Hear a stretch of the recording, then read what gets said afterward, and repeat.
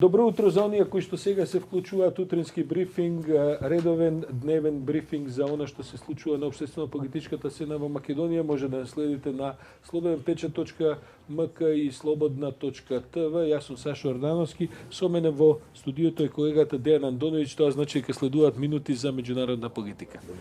Се разбира, Дејане, добро утро, дека важниот и најважниот настан од регионот се изборите во Хрватска, односно првиот круг од претседателските избори, најважни ми се чини во светот, бидејќи за нас, ако гледаме од наша гледна точка, се работи за еден претседателски избори од кои многу зависи иднината на регионот конечно.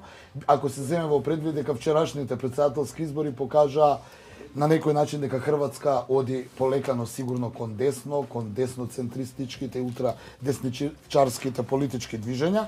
Иако таму во првиот круг победи левицата. Победи левицата, но мора да се земе во предвид дека левицата имаше стабилно гласачко тело, беа обединети сите леви партии околу социјалдемократската партија на поранешниот премиер Милановиќ, но од друга страна второто и третото место го освои представникот и актуелниот претседател на Хрватска Колинда Грабар-Китаровиќ и третиот кандидат беше пејачот Шкоро, кој беше представник на ултрадесничарите. Значи второ и трето место тие водеа мртва трка кој ќе биде втор, кој ќе биде трет, а разликата помеѓу првиот и вториот кандидат, односно помеѓу социјалдемократите и десничарите на ХДЗ е околу 2,75%, што само кажува дека вториот изборен круг за 2 недели ќе биде тесна мртва трка. Да, се очекува концентрација сега на гласовите, се очекува собирање на гласовите од десницата и веројатно левицата на тој начин има релативно послаби шанси.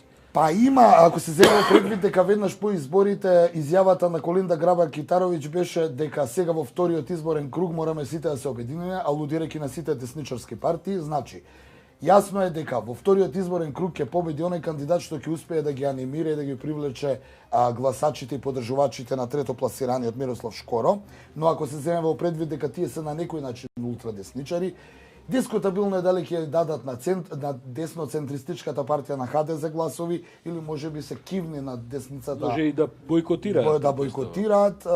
Ако се земе во предвид дека партијата на десно-центристичката партија на Пленковиќ ја води онаа политика на Европската народна партија, која во Европа за жал се повеќе се соочува со ултрадесничарите, па во неколку земји во Европа веќе ултрадесничарите полека, сигурно го земаат приматот на десно-центристичките партии. Но она што е страшно можеби и за самиот Пленковиќ, кој како лидер на ХДЗ го чека внатрепартиска борба на престојните парламентарни избори, па оттаму од овие избори му зависи дали ќе остане на лидерската функција на ХДЗ или можеби ќе биде заменет од некој друг. Добро, како поминаа самите избори, Дејане? Самите избори поминаа, како што велат нашите колеги у Хрватска, очекувано. Оно што се случи тамо е дека Колинда Грабар-Китаровиќ ги загуби 4 најголеми градови во Хрватска, за разлика од оние избори пред 5 години, кога со Јосиповиќ имаше поинаков, со поранешниот претседател Иво Јосиповиќ, кога го победи на тие избори. Значи, Колинда го загуби Загреб, Риека и Сплит од социјалдемократите на Милановиќ, но го загуби Осијек од Шкоро, од незините на некој начин блиски десничари. Она што исто така Хрватска се подели на неколку дела, па истокот на некој начин, односно славонскиот дел, цела Славонија ја освои Шкоро, ултрадесничарите, додека социјалдемократите успеа да освојат Загреб, Кварнер и Истра, Колинда и ХДЗ некако успеа да добијат доминација во Далмација, но како што реков и претходно, но не и Сплит, што само укажува дека оној славонскиот дел каде што е Вуковар, Бјеловар и оние делови каде што на некој начин хрватите го слават како победа и на некој начин олицетворение на осамостојувањето пред 20 и кусур години, укажува дека ХДЗ не ги контролира тие ултрадесничари и десничари, што е порака за вториот изборен круг. Може ли накратко да се каже како завршна оценка за изборите дека во Хрватска најверојатно селото ќе го победи градот, бидејќи Колинда председателката сегашна на Хрватска изгуби практично во сите позначени поголеми градови во Хрватска. Да, но победи во помалите и победи во диаспората. Интересен е податокот дека во диаспората е победник. Тоа не е ни за чудење. Да, не е за чудење, дури нели во во Македонија и во Босна и во Србија, гласачите кои гласа во дипломатско-конзуларните представништва и дадоа подршка вкупно од 54% на Колинда Грабар-Китаровиќ, наспроти Шкоро кој добија околу 30 и Милановиќ како социјалдемократ, класика, диаспората не гласаше многу за него.